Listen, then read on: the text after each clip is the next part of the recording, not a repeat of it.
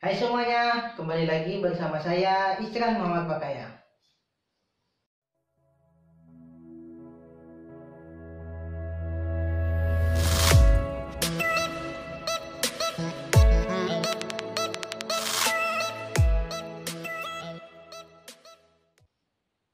Pada kesempatan kali ini saya akan membahas tips dan trik mengenai seleksi wawancara atau di tahun 2022 ini adalah seleksi substansi, yaitu seleksi wawancara dan profiling diri.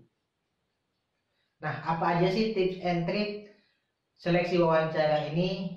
Mari kita bahas.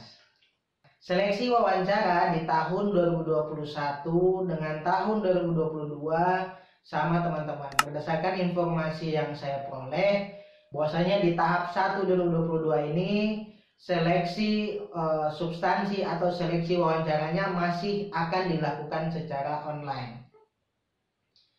Nah, bagaimana sih alur seleksi wawancara berdasarkan pengalaman saya di tahun 2021? Yang pertama, prosesnya teman-teman.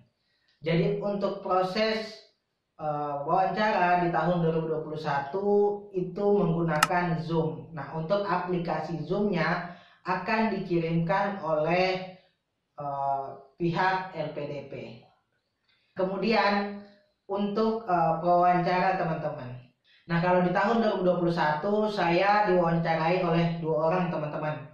Tapi berdasarkan informasi yang saya dapatkan, teman-teman saya yang lain ada yang sampai 3 orang. Nah, ini tergantung dengan situasi yang teman-teman hadapi saat itu. Kalau saya di tahun 2021, saya diwawancara oleh dua orang. Kalau tidak salah, yang satu adalah akademisi dan yang satu adalah psikolog teman-teman. Nah, untuk akademisi tentu sesuai dengan kebidangannya masing-masing. Kalau saya kemarin karena teknik pertanian, yang mewawancari saya tidak jauh-jauh dari bidang tersebut. Nah, kemudian pada saat proses wawancara, teman-teman mendapatkan jadwal dan kelompok wawancara nanti akan dikirimkan oleh pihak LPDP. Nah, teman-teman melakukan wawancara sesuai dengan jadwal yang sudah ditentukan oleh LPDP. Untuk saya di tahun 2021 teknis wawancara, jadi saya masuk di link yang sudah diberikan oleh pihak LPDP itu minimal 1 jam sebelum waktunya teman-teman. Kemudian setelah itu teman-teman akan menunggu di ruang tunggunya di Zoom pihak LPDP. Nanti ketika wawancara yang di depannya teman-teman telah selesai, barulah teman-teman di invite atau di admit masuk ke dalam room Zoom tersebut.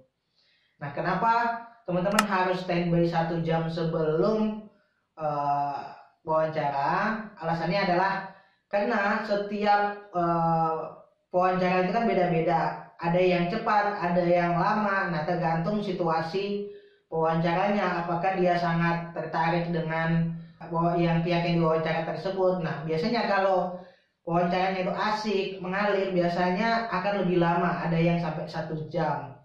Kalau saya kemarin itu hanya sekitar 40 menit teman-teman. Sebelum saya melakukan wawancara, saya diminta oleh interviewer atau pewawancara untuk menunjukkan kondisi ruangan sekitar saya. Jadi laptop itu saya putar 360 derajat pelan-pelan agar pihak pewawancara bisa melihat sekeliling. Nah, jadi pastikan teman-teman kondisi ruangan itu harus bersih dan tidak ada orang lain selain teman-teman di situ. Kemudian setelah menunjukkan kondisi ruangan, saya diminta menunjukkan HP dalam kondisi mati. Namun pada saat itu karena saya tethering atau saya hotspot menggunakan HP untuk jaringan internetnya, saya sampaikan kepada interviewer bahwasannya saya hotspot dari HP sehingga tidak bisa mematikan HP. Nah, dari interviewer atau wawancara tadi saya diarahkan agar menjauhkan saja HP-nya. Jadi saat saya menjauhkan HP-nya juga harus diperlihatkan kepada pewawancara. Nah, setelah itu barulah dimulai proses wawancaranya. Nah, dalam proses wawancara ini pertama-tama pihak wawancara memperkenalkan diri mereka, namun secara singkat ya, hanya nama, tidak menjelaskan asal mereka, kemudian profesi mereka. Nah, setelah itu barulah mereka mulai menanyakan berbagai hal kepada saya. Jadi satu-satu bertanyanya.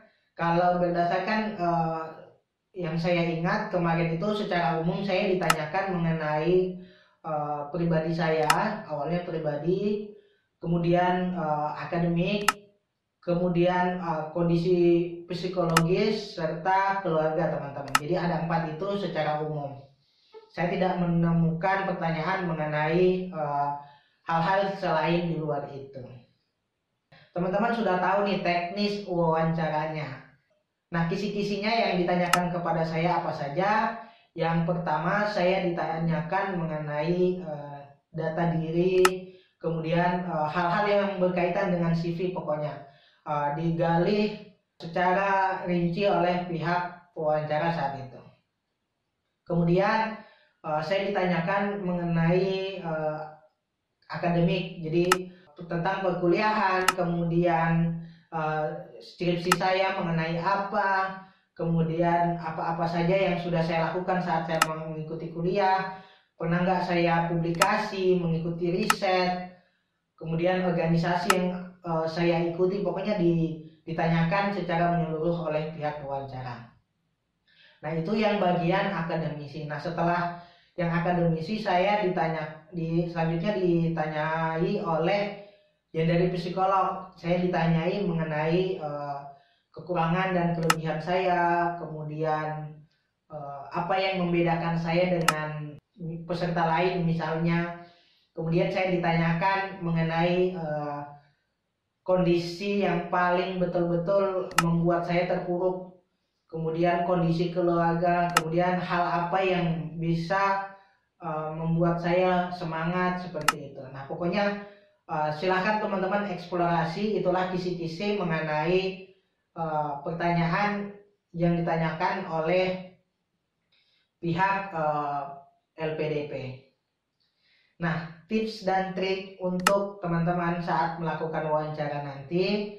Yang pertama, saat pra wawancara, teman-teman harus menyiapkan device jaringan yang memadai teman-teman, karena jadwal teman-teman itu kan hanya 1 kali. Jika teman-teman tidak hadir saat jadwal teman-teman, nanti bisa-bisa teman-teman tidak bisa lagi mengikuti tes wawancara. Kemudian yang kedua yang harus teman-teman lakukan, seperti yang saya sampaikan tadi, teman-teman harus standby 1 jam sebelum waktu teman-teman wawancara. Karena biasanya ada yang cepat, ada yang lama. Nah, itu bergantung dari kondisi nanti. Kalau saya kemarin hanya menunggu sekitar 10 menit. Saya wawancaranya jam 4, jam 3:10 itu saya sudah di-invite, karena yang sebelum-sebelumnya itu mereka lebih cepat selesai. Nah, kemudian teman-teman harus melihat kondisi ruangan tadi, harus tertutup dan bersih, karena agar teman-teman bisa fokus. Jangan sampai teman-teman mengikuti tes wawancara kondisinya ribut, kemudian banyak gangguan, kemudian ruangannya tidak tertata rapi. Karena kan interviewer nanti akan melihat pada first impression, jadi melihat pada pandangan pertama lah istilahnya. Kalau di first impression saja mereka sudah tidak nyaman melihat teman-teman, nanti kedepannya mereka juga tidak akan nyaman dalam mewawancarai teman-teman. Apalagi yang seperti saya kemarin kan udah sore hari, mereka sudah mulai dari pagi, jadi kondisi mood mereka itu pasti sudah sangat capek. Nah, tergantung bagaimana teman-teman membawa proses wawancara itu. Usahakan para pewawancara atau interviewer tadi merasa nyaman, merasa tertarik dengan apa yang teman-teman sampaikan. Kemudian yang keempat, teman-teman harus betul-betul menguasai esai, menguasai CV yang sudah teman-teman masukkan. Karena pertanyaan-pertanyaan yang disampaikan oleh interviewer tidak akan jauh-jauh dari situ, teman-teman. Mereka akan mengulik lebih jauh, akan melihat apakah informasi yang teman-teman sampaikan melalui esai, melalui CV itu sesuai dengan yang teman-teman sampaikan. Nah, terakhir dari saya, teman-teman harus banyak-banyak latihan, teman-teman. Karena ini akan sangat menentukan Karena kan biasanya walaupun kita sudah lancar itu grogi, apalagi kita tidak latihan.